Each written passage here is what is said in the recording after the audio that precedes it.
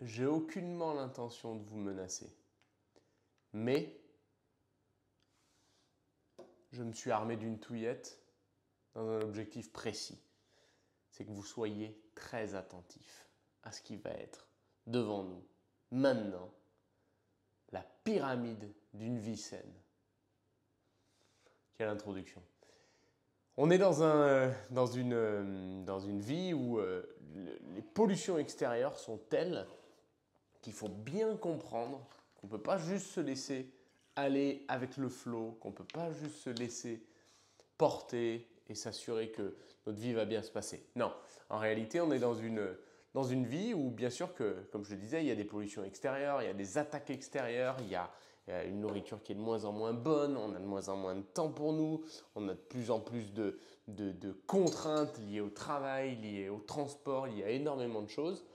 Et il faut être conscient de ce qui compose de base une vie saine et essayer de tendre vers ça. Donc là, c'est ma théorie. Voici les 6 piliers, selon moi, d'une vie saine. La première, la base de tout, c'est d'avoir une nutrition équilibrée. Et ça ne fait pas très sexy de le dire. Et vous allez dire, ça y est, il est reparti, il va nous gonfler. Oui. Pourquoi?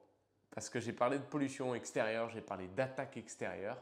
Votre corps, la meilleure manière de le décrire, c'est que c'est un espèce de moteur. Okay, c'est un espèce de moteur et il a besoin d'être alimenté. Il a besoin d'être alimenté par le bon carburant pour qu'il puisse fonctionner. L'image la plus géniale, hier j'étais dans Monaco, il y avait une Ferrari incroyable. Si tu as cette Ferrari-là, mais que tu essayes de mettre de l'eau dedans, ou que tu n'en prends pas soin et que tu ne mets pas d'essence, et que tu t'en occupes jamais, que tu ne mets jamais à jour les niveaux d'huile, que tu ne fais jamais la vidange, que tu ne fais jamais l'entretien, tôt ou tard, ta Ferrari, elle va avoir un état qui va se détériorer. Et si tu veux la conduire, si tu veux la prêter, si tu veux la regarder, il y aura moins de plaisir et ça fonctionnera moins bien, voire même elle ne fonctionnera plus du tout. La nutrition, c'est comprendre que ton corps, il a besoin d'être alimenté, comme je le disais, et il a besoin d'être alimenté spécifiquement. Il n'a pas besoin d'être juste rempli de calories, il n'a pas besoin juste qu'on mange pour dire de manger. Non, au début, tu ne vas pas sentir forcément les effets, mais comme toutes les choses que tu fais sur le long terme, si tu manges n'importe comment, si tu remplis ton corps n'importe comment, au début, peut-être en fonction de ta sensibilité, les premiers jours, les premières semaines, les premiers mois, tu ne vas même pas voir beaucoup de changements, même pas forcément au niveau de l'énergie, ni forcément au niveau de ton physique. Mais tôt ou tard, tu le payes quelque part.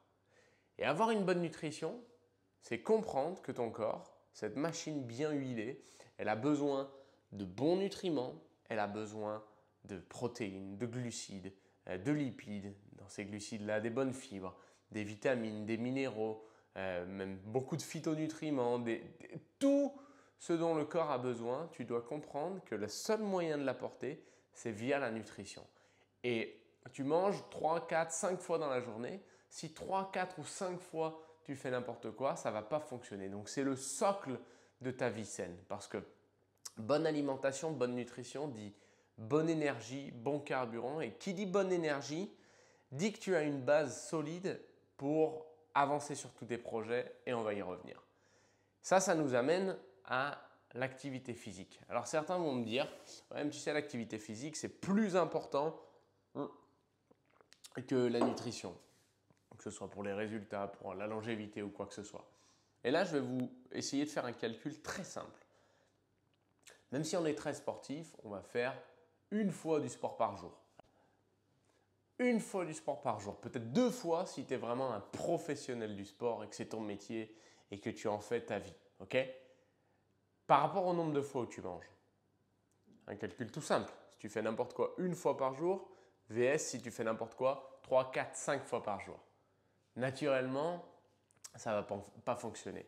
J'ai vu le récap d'une étude, je le dis comme ça parce que je n'ai pas lu d'étude, mais j'ai vu le récapitulatif d'une étude extrêmement intéressante qui disait que pour la longévité et pour la santé, finalement, le sport n'avait pas d'impact direct ou du moins, le sport intensif pouvait être contre-productif si tu ne compensais pas la perte de vitamines et de minéraux.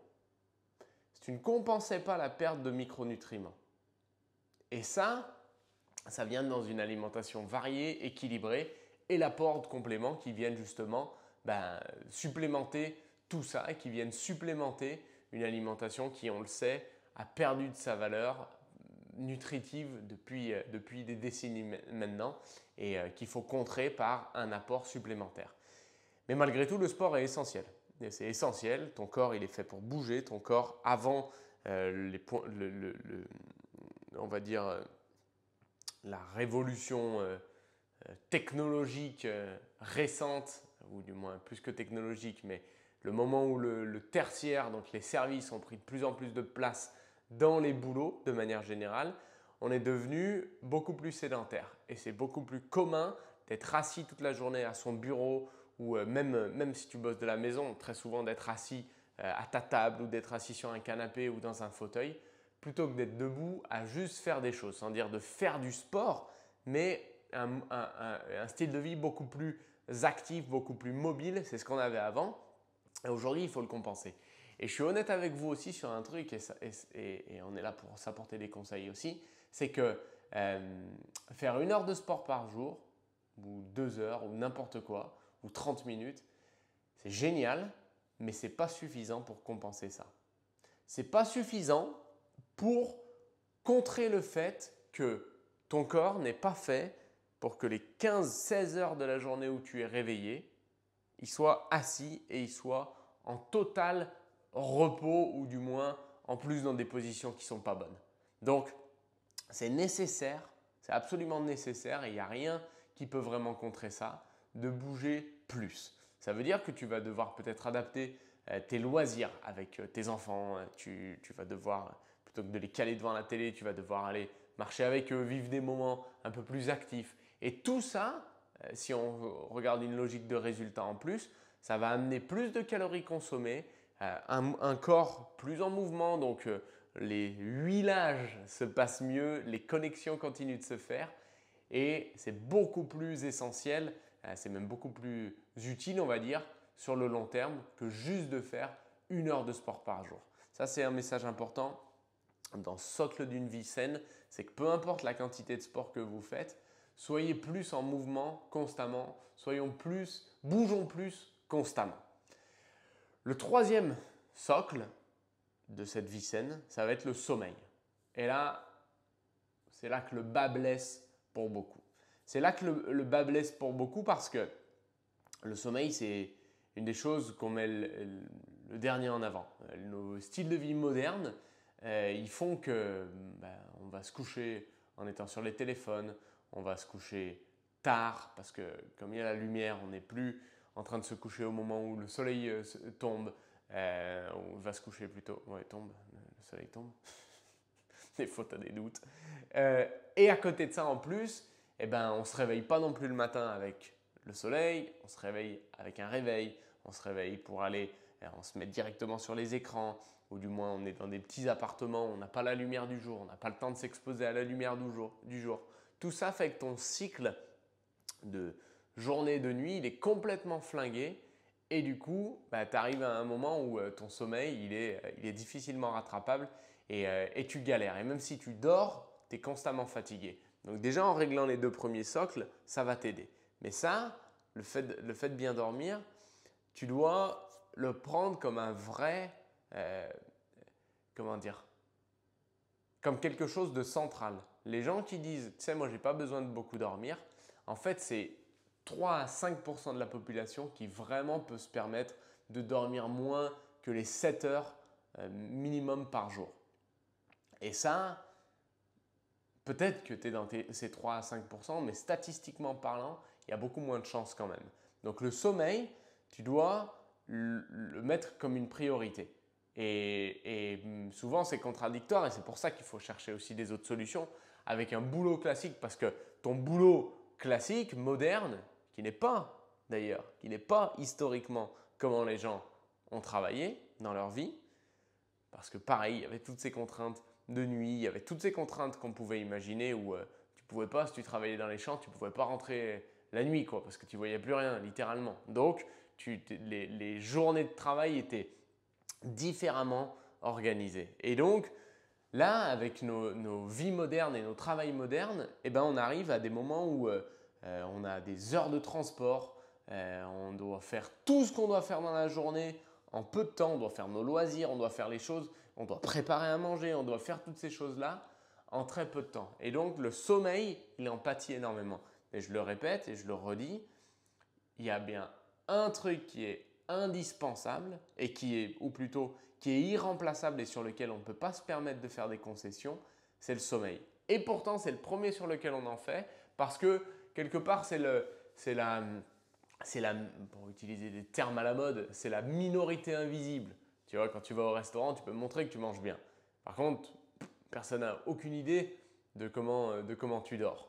Et du coup, tout ça, le retard accumulé ou les difficultés accumulées sur le sommeil ou le manque de sommeil tout simplement ou le sommeil de mauvaise qualité, eh ben, il t'amène à galérer ou plus que galérer en fait, parce que ça va bien au-delà.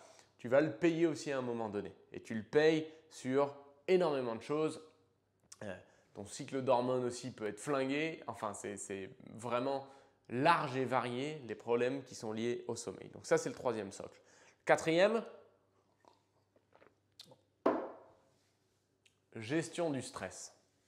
Et je vais essayer d'avoir une approche différente. Et là, ce n'est pas scientifique, mais c'est moi.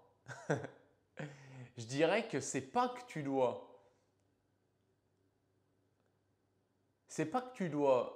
éviter le stress du tout, parce que le stress, c'est un indicateur de changement, c'est un indicateur comme quoi il faut être alerte, comme quoi il faut être sur ses gardes. C'est juste que tu dois le mettre ailleurs. Tu dois apprendre à le mettre aux bons endroits. Peut-être qu'à l'heure actuelle, ta source de stress principale, c'est un travail où tu n'es pas bien reconnu, où tu n'es pas bien rémunéré, où tu habites loin de chez toi, où tu as beaucoup de transport.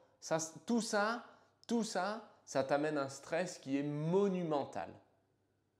Quitte à stresser autant pour un boulot, autant le faire en travaillant pour soi. Et ça va être un de mes points suivants. Mais le stress, on l'a parce que, à nouveau, c'est comme si c'était normal dans la vision de tout le monde de se dire j'ai 24 heures dans la journée et quoi qu'il arrive, il y en a 8-10 qui sont bloqués par un job. Je ne dis pas qu'il ne faut pas travailler. Je ne dis pas qu'on ne travaille pas. Je ne dis pas que qui que ce soit travaille ou d'autres ne travaillent pas. Non, ce n'est pas ça le point. Le point, c'est que tu peux décider d'où tu portes ton niveau de stress et ton niveau d'attention. Est-ce que tu le portes sur le fait qu'une activité indépendante, tu vas réussir à la développer ou alors sur le fait que ton patron va être content de toi? C'est le même stress, sauf qu'il y en a un, et on va le voir par la suite, qui est à terme, selon moi encore une fois, c'est très personnel, mais qui est à terme qui va beaucoup plus t'élever, beaucoup plus te faire grandir et te faire épanouir que l'autre qui n'est que du stress basé sur de la contrainte. Gérer le stress, c'est essentiel. On a des gens qui, évidemment, il n'y a que des gens qui ont des résultats avec nous, pour de vrai, quand ils sont sérieux, quand ils suivent suffisamment longtemps ce qu'on leur dit, c'est impossible de ne pas avoir de résultats avec notre programme. Et je le redis et je le redis en regardant droit dans la caméra. Mais on a des gens qui vont galérer un petit peu plus au début parce que leur niveau de stress, entre autres, est très élevé. Et à ça, plutôt que de chercher le quick fix, la petite tactique pour aller mieux rapidement, ce que j'invite à faire à chaque fois, c'est de dire et si on reprenait l'approche globale dans ta vie?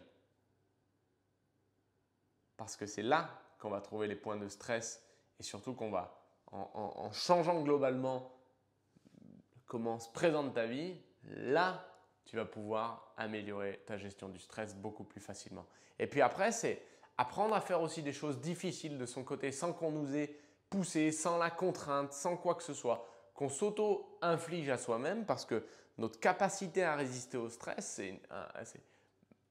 ça a une place énorme dans le succès et dans la réussite, que ce soit professionnelle, financière, mais même au niveau…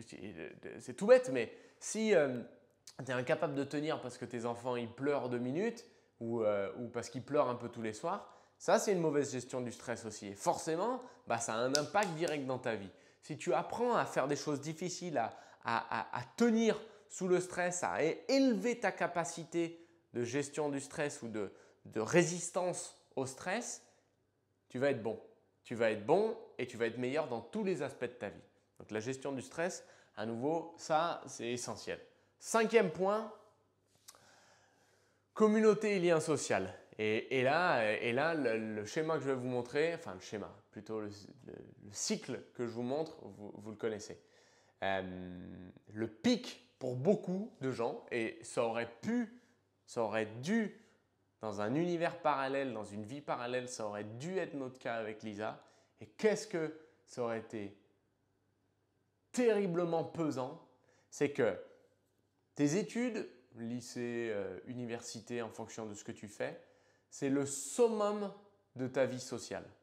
Parce qu'il y a des gens nouveaux que tu rencontres, il y a des gens qui partent. Je discutais avec un de mes distributeurs, il disait, moi je suis parti 1 an en Australie et je rencontrais des gens toutes les 2 secondes et quand je suis rentré, il n'avait pas de copine, mais même sans parler de ça, il se disait, mais en fait je rencontre des gens que toutes les 3 semaines, tous les 3 mois. C'est en fonction de si je suis invité à des soirées et même au bout d'un moment, les soirées elles tournent toujours autour des mêmes personnes et tu ne rencontres plus personne.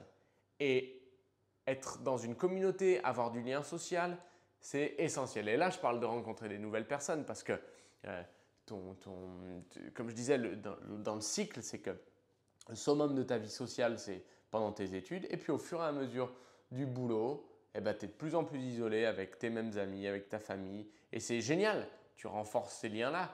Mais quand tu n'as pas de nouvelles l'eau des poissons, tu la changes, quoi. Eh ben, il faut ça aussi. Ça veut que tu ne changes pas les poissons, mais de temps en temps, tu changes un peu l'eau des poissons. Donc, tu apportes, et puis des fois, tu apportes un copain, tu apportes un nouveau poisson rouge. Eh ben, c'est ça l'idée, de la communauté et du lien social.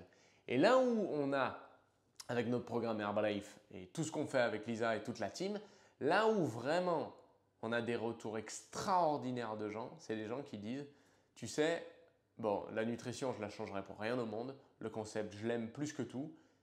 Mais en plus, les gens que j'ai rencontrés, les relations que j'ai créées, comment je me sens avec ces gens-là et comme on s'est rencontrés et comme on va aller dans le futur, ça n'a pas de prix. Et ça, c'est énorme. Tu dois, parce que on n'est pas des loups solitaires, on est en meute, on est en groupe, on est des animaux sociaux. Et ça, c'est notre rôle. Et donc, c'est pour ça que dans notre programme, on intègre la communauté parce qu'on sait que le soutien de la communauté, d'une communauté forte, un lien social constant, moralement, mais ça a un impact de fou. Ça a un impact de fou, tout simplement. Et numéro 6, ça va être le dernier. Et lui, je l'aime. Je les aime tous. Mais lui, je l'aime aussi. Des projets excitants. Il te faut des projets excitants. Et juste avant, pour revenir sur communauté et lien social, bien sûr que le socle de tout ça, c'est la famille et des amis. La famille et des amis. Mais comme je disais, il faut changer l'eau des poissons des fois et rajouter un petit copain de temps en temps. Sinon, tu n'as plus d'oxygène et ça ne marche pas bien. Et on sait tous, au fond de nous, qu'on a besoin, même si on dit qu'on n'aime pas rencontrer des nouvelles personnes, etc. Bullshit, c'est des conneries. On sait tous qu'on rêverait de pouvoir rencontrer plein de personnes intéressantes, cool et qui ont les mêmes valeurs que nous. Donc, ne vous achetez pas cette idée-là non plus parce que c'est une erreur énorme. Et le 6e, je le disais, des projets excitants. Qu'est-ce qui t'anime? Qu'est-ce qui t'anime? Qu'est-ce qui t'anime? Qu'est-ce qui te fait kiffer? Qu'est-ce qui fait que quand tu te lèves le matin, tu te dis il n'y a pas tout qui va bien dans ma vie, mais déjà je suis levé et en plus, j'ai tel projet sur lequel je veux travailler, sur lequel je veux avancer, que je veux construire, que je veux créer. Et je fais ce parallèle-là parce que dans les gens qui démarrent leur activité indépendante avec nous, d'ailleurs hier on a tourné avec Lisa la présentation de notre opportunité, donc vous pouvez me la demander si vous en avez besoin. Et d'ailleurs, avant qu'on finisse, parce que je ne le fais jamais, mettez un petit like si vous avez bien aimé cette vidéo ou si vous aimez bien les autres. Mettez un petit commentaire aussi, ça fait toujours la diff. Et puis abonnez-vous, comme ça vous aurez souvent les alertes en avant-première. Ça me ferait plaisir et vous, ça ne vous coûte pas grand-chose. Et comme ça, on reste bien connecté. Et quand en démarrant leur activité indépendante, beaucoup de gens, je le disais, ce qu'il y a, c'est que déjà, bien sûr, au niveau de leurs finances, ça s'améliore. Au niveau de leur communauté et du lien social, ça s'améliore aussi. Mais au niveau de l'excitation générale, tu vois, c'est une excitation qui prend à l'intérieur limite. Tu vas te coucher surexcité, tu te lèves le matin avant le réveil tellement tu es content de construire. Et les gens, des fois, nous demandent, mais putain, comment ça se fait que vous travaillez encore, vous pourriez ne plus travailler, blablabla, blablabla. Ouais, grave. Mais, et je reviens sur ce qui a été dit avant, dans la gestion du stress, dans le fait de devoir revoir constamment sa vie, le but, c'est pas de se reposer. Le but de la vie, c'est pas de se reposer. Tu n'as pas besoin d'être complètement reposé ou tu n'as pas besoin d'optimiser ta vie, ton travail et tout pour ne rien faire. Non. Par contre, tu dois optimiser ta vie, selon moi, pour arriver à ce que les projets les plus excitants, les choses les plus essentielles de ta vie aient une place de plus en plus grande et une part de plus en plus importante dans ta vie. Et pourquoi on ne change pas la façon dont on vit avec Lisa? Enfin, on change l'environnement, on change les alentours, mais on ne change pas le cœur de notre vie. C'est parce que c'est des projets excitants. C'est parce que construire notre activité Herbalife, aider plus de clients à avoir leurs résultats, aider plus de distributeurs à améliorer leur qualité de vie et leur niveau de vie, c'est un projet qui chaque matin nous fait, ça nous fait des petits papillons dans le ventre, tellement on est excité. Et on a plein d'autres projets, que ce soit nos voyages avec nos filles, que ce soit nos maisons, que ce soit des projets à côté, bien sûr. Mais c'est juste de se lever avec des projets. Et là, pour certains, vous allez vous dire, mais ouais, mais c'est trop loin pour moi. J'aimerais démarrer un business, mais c'est trop loin. Eh bien, démarrez avec ce que vous avez. Le premier projet, c'est de se remettre en forme. Le deuxième projet, c'est de commencer à impacter les personnes autour d'elles. Et ça, on peut le faire ensemble. Ça, on peut y aller ensemble. On peut vous apprendre à faire ça, à faire exactement ce que nous, on a fait quand on a démarré. Les amis, il est très exactement 7h09 du matin quand je fais cette vidéo, quand je finis cette vidéo. Là, je vais partir à la salle de sport et après, avec les filles et les amis, on a des choses sympas qu'on va faire. Donc voilà, encore une belle journée dans ce monde. Ciao tout le monde, j'espère que ces 6 piliers vous ont donné des belles idées et que dites-moi dans les commentaires d'ailleurs sur lequel vous devez en réalité le plus travailler. Merci tout le monde.